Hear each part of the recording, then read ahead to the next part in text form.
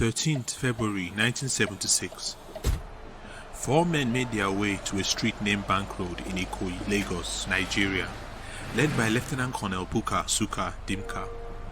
Not for the purpose of financial transactions, but they had one goal in mind.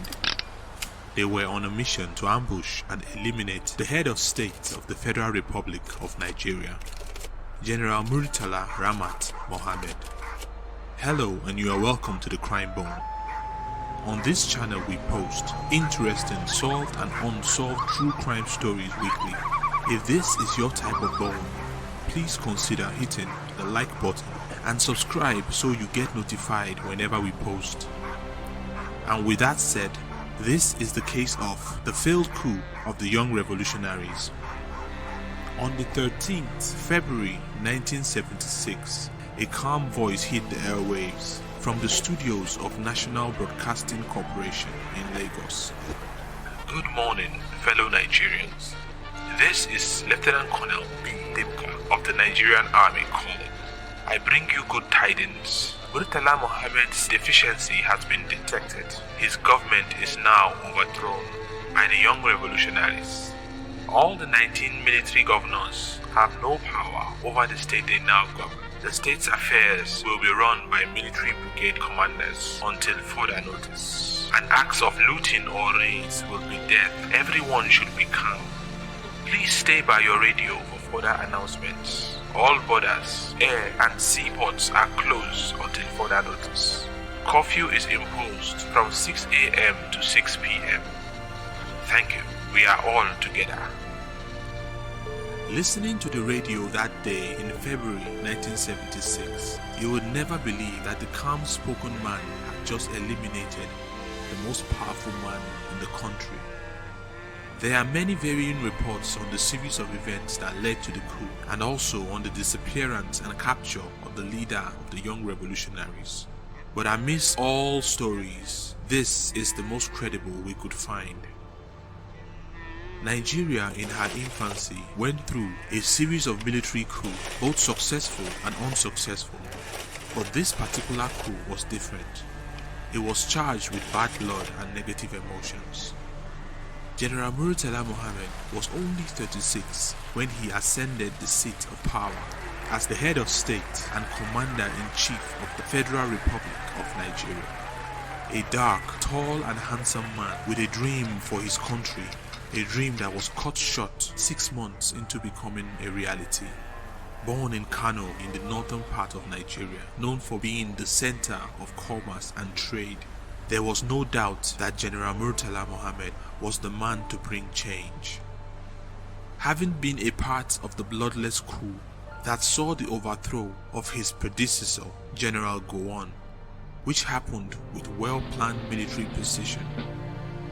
On the 29th of July 1975, General Gowon, the president at the time, was invited to take part in the 12th Organization of African Unity Summit in Kampala, Uganda, when a team of military officers seized the opportunity to relieve him of power as president and commander-in-chief, citing a couple of reasons which didn't go well with them. But the main reason was General Gowon's failure to keep his promise of handing over power to a democratic government. A move that was perceived as an attempt by General Gowon to hold on to power indefinitely. General Gowon was left with little choice but to pledge his allegiance to the new powers that be. A move which he made clear in a press conference from Uganda. And just like that, General Gowon was out of the picture. General Murtala Mohammed was chosen to take his place as president, and true to his nature, he sprang into action. Within 6 months of taking power, Nigeria began to flourish like never before. He effected so many plans and was loved by the people, so much so that many a times he would be seen moving from place to place without the need for heavy bodyguard protection. But underneath all the progress and changes which came with the birth of a new government, resentment and outright hatred was growing in the hearts of a couple of soldiers. who reports say were not pleased with the decisions of General Murtala, which included the reduction of the army personnel from 250,000 to 100,000 and sack of corrupt members and elements who are alleged to have enjoyed the benefits of corruption during the Gowon administration. The reasons for their actions varies, but one thing was certain. They wanted General Gowon back in the seats of power, and so the Young Revolutionaries was born. A group comprised of a handful of officers led by Lieutenant Colonel Buka Suka Dimka, a well-trained soldier who graduated from Australian Army Officers Cadet School, Port C. He joined the ranks of the Nigerian Army on 13th December 1963, and he quickly rose through the ranks, becoming a lieutenant colonel within 13 years. In early January 1976, the Young Revolutionaries hatched a plan to overthrow the government and picked a day to carry out the plan. They chose the 13th of February for reasons unknown. The plan to take over the country was simple, but earmarked to be a bloodbath. They split themselves into 3 groups, targeting the 3 most powerful men in the country: General Murtala Mohammed, General Olusegun Obasanjo, General Theophilus Danjuma, simultaneously. Lieutenant Colonel Dimka was part of the team tasked to eliminate the number 1 man. With him were Major Rabo, Captain Parwang, and Lieutenant Seri, soldiers who have been by his side during many operations, his brothers in arms. On the fateful day, Dimka left his house at Macpherson Drive, Ikoyi, Lagos, headed towards Bank Road. At the same time, General Murtala Mohammed that early morning was on his way to his office from his house. He had not yet moved into the assigned residence of the president in Dodam Barracks, which was under some renovation. Little did he know that would be the last time he would take a drive in his beloved Mercedes-Benz limousine, which now sits in the National Museum in Lagos. Dimka and his men were past the point of no return.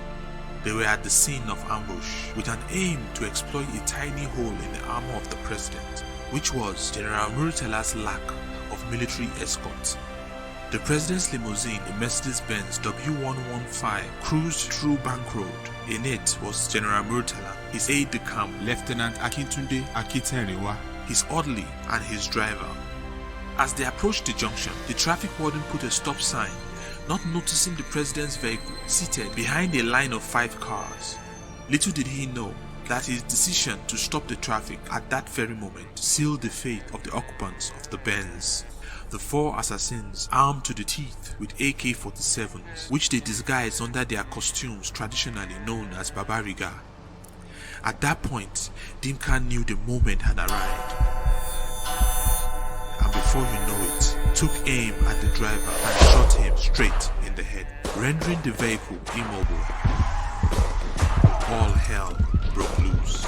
They emptied their magazines into the vehicle from all angles, striking all the occupants in a hail of gunfire, sending all who were in the vicinity into cover for fear of catching a stray bullet. After the smoke cleared, the assassins began to make their way as planned to the office of the National Broadcasting Corporation, when one of them noticed movement from the vehicle.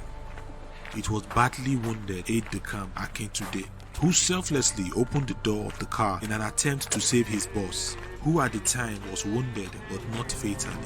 The assassins called out to the others, and then they all returned to the car, guns ready, this time to finish the job permanently. They arrived at the office of NBC, which was about 300 yards away from Bank Road, and was shown the studio by Mr. Abdul Karim Zakari, a producer in the Hausa service of Voice of Nigeria, a move that sealed Zakari's fate as a part of the Young Revolutionaries. They proceeded with the aid of Zakari to broadcast the successful takeover of the country, but there was a problem. The other assassins had failed on their assignment, but the die was already cast and all the pieces were already in motion. The radio station was swiftly surrounded by Nigerian soldiers led by Major Chris Ugokwe, and a standoff ensued. Amidst the chaos, Dimka managed to escape, while other members of the Young Revolutionaries and their co-conspirators were rounded up and detained. Some reports say Dimka quickly got his car and drove to Jos, then to Abakaliki, but others say he drove straight to Afikpo, a part of eastern Nigeria. But official reports say he was apprehended in Afikpo, where he managed to evade the long arm of the law for about 3 weeks. He lodged in a hotel under the name Mr. C. Godwin of the Federal Ministry of Agriculture, Enugu, and requested for the manager to help him secure the companion of a lady for the night. About 10:30 at night, the police surrounded the hotel in a tip-off that he, Dimka, was lodging in one of the rooms. His attempt to disguise as Mr. Godwin paid off for a brief moment, but eventually, the police demanded to see the said Mr. Godwin. Dimka, sensing the net getting tighter, quickly escaped through the toilet window and he disappeared into the forest behind the hotel, leaving his car behind. The heat was on. Newspaper reports with Dimka's face on the front cover was everywhere. Dimka must have known the end was near. He boarded a bus on his way to the Cameroon border in an attempt to leave the country, but as luck would have it, he ran into a checkpoint and was easily identified. In short, Dimka was apprehended on March 5th, 1976.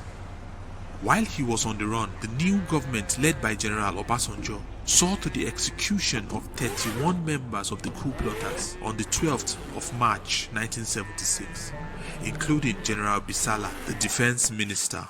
The capture of Dimka was breaking news on popular newspapers in the country and abroad. Dimka was transferred to Lagos and interrogated in a series of interviews where he outlined the whole plot and the reasons behind it. Dimka also amazed reporters and onlookers as he appeared before them after interrogation in a happy mood. He even had a smile across his face the whole time as he confirmed the contents of the tapes being played in the room.